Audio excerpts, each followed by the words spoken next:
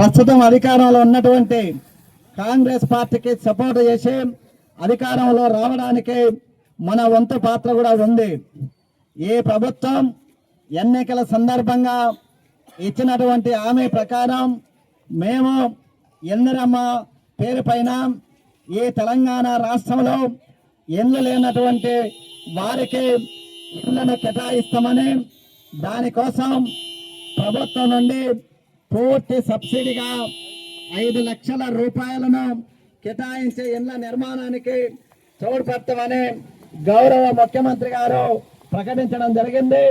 దానిని అమల్లోకి తీసుకురావడం కోసానికి గత సంవత్సరం 2004 జనవరిలో ప్రజా పరిపాలన పేరిట గ్రామ పంచాయతీల దగ్గరికి అధికారులను రమ్మని చెప్పి అధికారుల సమక్షంలో ప్రజలందరూ కూడా ఇల్లు లేనటువంటి వాళ్ళు ఆ ఇల్లు కావలసినటువంటి లబ్ధిదారులు కానివ్వండి, ఇతర సంక్షేమ పథకాల కోసానికి ఆ ప్రజా పరిపాలన వేదికలో వచ్చినటువంటి అధికారులకు దరఖాస్తులు ఇవ్వండి.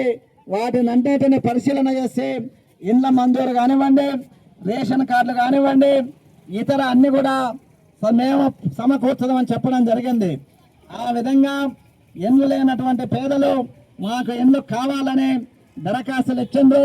ఆ దరఖాస్తులు అన్నిటిని కూడా ఉడగట్టి దాదాపు ఇల్లు లేనటువంటి పేదలందరినీ కూడా ఇంటికి వచ్చి గ్రామ పంచాయతీ అధికారులు మన ఇంటికి వచ్చి మన ఖాళీ స్థలంలో మన బేస్మెంట్ దగ్గరను ఎక్కడనో ఒక కాడ ఫోటోలు దింపుకొని వీళ్ళందరికీ కూడా ఎన్నో అవసరం ఉందని చెప్పి మనకు ప్రతిపాదన వంచడం జరిగింది. ప్రభుత్వం నుంచి వీరికి ఇల్లు కావాలి అని ఒక ఐడి నెంబర్ కూడా ఇవ్వడం జరిగింది. ఆధార్ కార్డు ఐడి నెంబర్ను కంప్యూటర్లో ప్రింట్ చేయడం జరిగింది. ప్రభుత్వం శాసనసభలో ఒక ప్రకటన చేసింది. గౌరవ ముఖ్యమంత్రి గారు ఒక ప్రకటన చేస్తూ ఈ రాష్ట్రంలో ఇల్లు లేనటువంటి వారికి ఖచ్చితంగా మేము ఇల్లు నిర్మాణం చేస్తాం.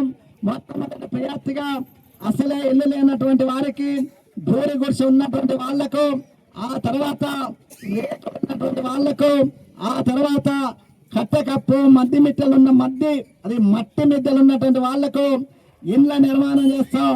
మొట్టమొదటి ప్రయారిటీగా మాత్రం అసలే ఇల్లు లేనటువంటి వాళ్ళని గుర్తిస్తాం. ఆ తర్వాత పూరి గుడిసి ఉన్నటువంటి వాళ్లకు ఇస్తామని శాసనసభలో ప్రకటన చేసి ప్రభుత్వం జీవోలను విడుదల చేయడం జరిగింది. దాని ప్రకారం ప్రతి నియోజకవర్గానికి 3500 ఇళ్లను కేటాయిస్తూ ప్రభుత్వం ఉత్తర్వులు మంజూరు చేయడం జరిగింది. ఏదైతే ప్రజా పాలనలో దరఖాస్తు పెట్టుకున్నామో ఆ ఐడీల ఆధారంగా ఈ కేటాయింపులు చేయాలని చెప్పడం జరిగింది.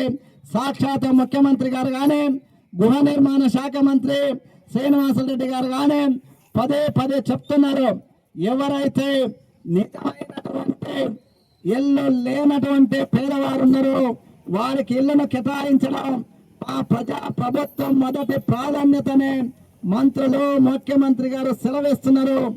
కానీ దురదృష్టవశాత్తు దానికి విరుద్ధంగా కొల్లాపూర్ నియోజకవర్గంలో ఇండ్ల కేటాయింపు జరుగుతుంది. తీవ్రమైనటువంటి అక్రమాలు జరుగుతున్నాయి. ప్రభుత్వ ఉద్యోగస్తులకు ఇండ్లు, ఆర్సీసీ ఇండ్లు ఉన్నటువంటి వాళ్లకు, భూములు ఉన్నటువంటి వాళ్లకు మేము ఎవరికి ఇల్లు ఇవ్వద్దని చెప్పట్లేదు. ఒకరికి కేటాయించిన ఇండ్లకు మేము వ్యతిరేకం కాదు. కానీ మొట్టమొదట ఉండడానికి గోడు లేనటువంటి నిరుపేదలకు ఇల్లు ఇచ్చి, గుడిసెన్నటువంటి వాళ్ళకి ఇచ్చి, తర్వాత కోరినటువంటి వాళ్ళకి ఎవరికి ఇచ్చిన అభ్యంతరం లేదు. కానీ ఈ కొల్లాపూర్ నియోజకవర్గంలో మాత్రం ప్రభుత్వం యొక్క సూచనలకు ముఖ్యమంత్రి గారి వాదకు విరుద్ధంగా ఇక్కడ ఇంత కేటాయింపు జరుగుతుంది. దీనిపైన విచారణ జరపాలనేది కమ్యూనిస్ట్ పార్టీ డిమాండ్. మేమేమీ కమ్యూనిస్ట్ పార్టీగా మా సొంత జీవోల గురించి చెప్పట్లేదు. ఈ రాష్ట్ర ముఖ్యమంత్రి గారు, ఈ రాష్ట్ర ప్రభుత్వం ఏదైతే జీవోలను విడుదల చేసిందో ఆ జీవోలను అమలు చేయాలని మాత్రమే కమ్యూనిస్ట్ పార్టీ డిమాండ్ చేస్తుంది. నిజంగా ఈ యొక్క లబ్ధిదారులను విచారణ జరిపించేటువంటి అధికారులు దాన్ని మరిచి ఎవరైతే అధికారం చెలాయిస్తున్నారో ఆ నాయకులకు తలొగ్గి ఏది మన ప్రభుత్వ జీవోలకు తోట్లు నడుస్తూ లబ్ధిదారుల ఎన్నిక జరుగుతుంది. దీనిపైన విచారణ జరిపించాలి. విచారణ జరిపేటట్టు తక్షణం కొల్లాపూర్ నియోజకవర్గంలోని అన్ని గ్రామ పంచాయతీల్లో ఆ గ్రామాలలో ఇందిరమ్మ ఇళ్లలో శాంక్షన్ అయినటువంటి లబ్ధిదారుల లిస్టును ప్రదర్శిస్తే గ్రామ ప్రజలు చెప్తారు, మేము ఎప్పుడు కాదు. ఆయా గ్రామ పంచాయతీ నోటీసు బోర్డుల పైన ఎన్నో మంజూరైనటువంటి లబ్ధిదారుల లిస్టును పెట్టడం ద్వారా ఎవరు నిరమైనటువంటి ఇల్లు లేని పేద, ఎవరు ఇల్లు ఉన్నట్టు వాళ్ళు అనేది అక్కడ ఉన్నటువంటి గ్రామ ప్రజలు చెప్తారు.